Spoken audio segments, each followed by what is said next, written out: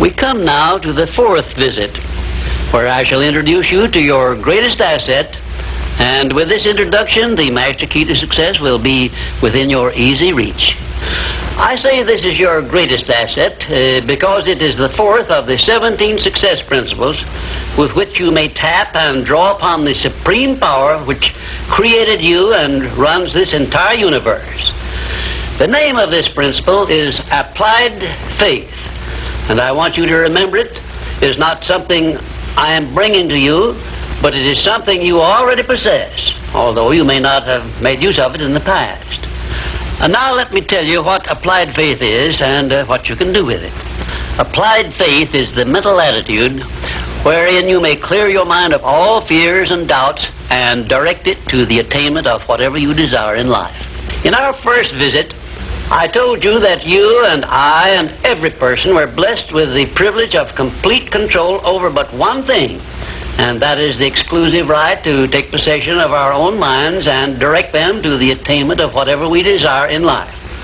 Applied faith is a mental attitude we must cultivate and maintain before we can take complete possession of our minds. It is the means by which we may break the seal of that envelope I mentioned in our first visit and take full possession of the 6 forms of riches we get in return for taking possession of our minds and using them. Those 6 riches were, as you may remember, sound health, peace of mind, a labor of love of your own choice, freedom from fear and worry, a positive mental attitude, and material riches of your own choice and quantity.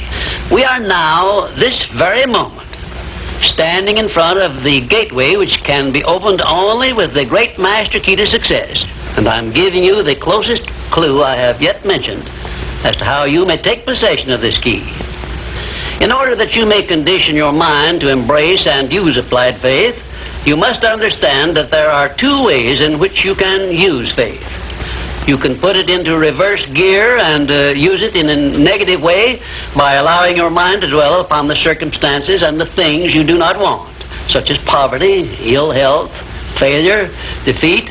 And this is precisely what the majority of people do, which explains why the majority of people go through life in misery and want. Or you can take possession of your mind and direct it to think of the 6 riches which came over with you in that sealed envelope, and you will attract these riches to bless and serve you all through your life. Isn't it a strange fact that most people make a negative application of their great power of faith by thinking about and believing in poverty, ill health, fear, failure, and defeat, when it would be so easy for them just to change their thinking over to the circumstances and things they desire? Now let me give you a description of the one thing which represents the main difference between a successful person and a failure. Please listen carefully and think for yourself as I speak, because failure to recognize the truth I am about to give you is the starting point of most failures. Successful people in all occupations, all professions, and all callings have one trait which distinguishes them from the failures. It is their capacity for belief. The failures see the hole in the donut, but do not see the donut around the hole. The successes see the hole also, but they see the donut around the hole. Thomas A. Edison believed that he could perfect an incandescent electric lamp, and despite the fact that he failed over 10,000 times before he was crowned with success, he made his belief uncover the secret for which he was searching. Give one guess as to how many times the average person must fail before he quits. Fails because of the lack of capacity for belief. How many times can you meet with defeat before you give up the ghost and quit? Henry Ford believed he could build a self-propelled vehicle which would take the place of the horse and buggy.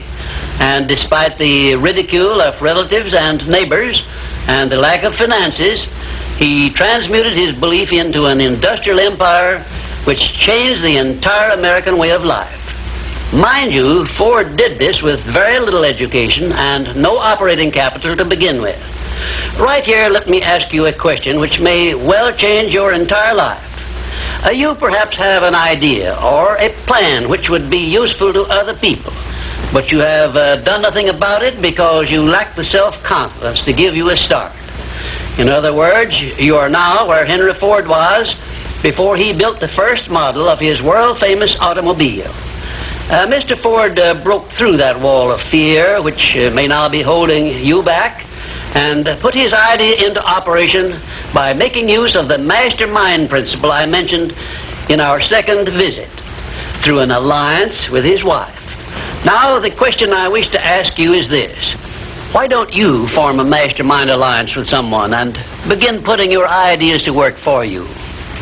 Belief is truly a magic word, because it is the beginning of all successes. It is the very foundation of civilization.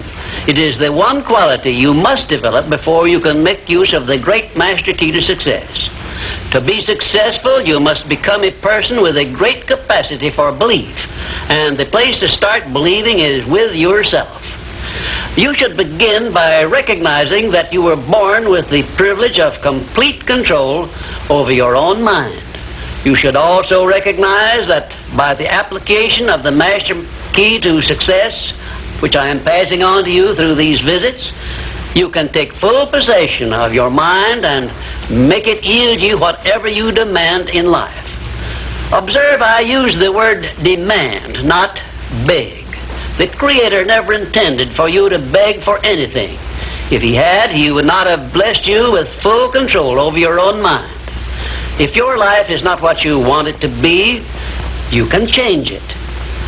As a matter of fact, you can do anything within reason that you desire to do if you embrace the principle of applied faith and keep it directed to the attainment of the things you want and off the things you do not want. I should know what I'm talking about because I was handicapped at birth by the four horsemen which keep most people in bondage all the days of their lives: poverty, fear, illiteracy, and superstition. I have discovered the master key which gives one deliverance from all the evils one does not want and opens wide the gateway to the riches which the Creator intended every person to enjoy on this earth. Applied faith is the only means by which the master key can be appropriated and used. Therefore, I give you these instructions through which you may create a mental attitude which is favorable for the expression of faith. 1, know what you want and believe that you can and will get it. 2, give expressions of gratitude many times daily for having received that which you want, even before you actually get physical possession of it. Possession starts first in the mind. Please remember this. 3rd, keep your mind open for hunches from within. And when you are inspired to action, do not wait, but move on your own personal initiative at once. Remember, there can be no application of applied faith without action. 4th, when overtaken by defeat, as you may be many times, remember that man's faith is tested many times before he is crowned with final victory. And accept your defeat as nothing more than a challenge to keep on trying. And 5, a burning desire for the things or circumstances you want is the starting point of all applied faith. Be definite, believe, and act. And keep on acting if at first you meet with defeat.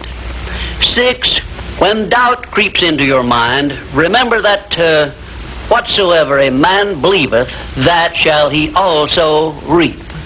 Remember, faith is not something you get. Faith is something you already have. But you may be using it in reverse gear by believing in the circumstances and things you do not want, the things you fear. Remember also that faith is guidance only. It is not a power which will bring you what you want, but a power that can guide you to go after what you want and get it. Remember, too, that your faith is limited only by your own capacity to believe. You can do whatever you make up your mind to do. I believed I could give the world a practical philosophy of success which would free men and women from their fears and limitations. I stood firmly back of that belief through 20-odd years of effort. and saw my belief give freedom to millions of people. Do the thing, said Emerson, and you shall have the power. May I paraphrase this great truth by saying, believe and you shall receive. And now, until our next visit, will you please remember that your life is exactly what you make it by your own mental attitude.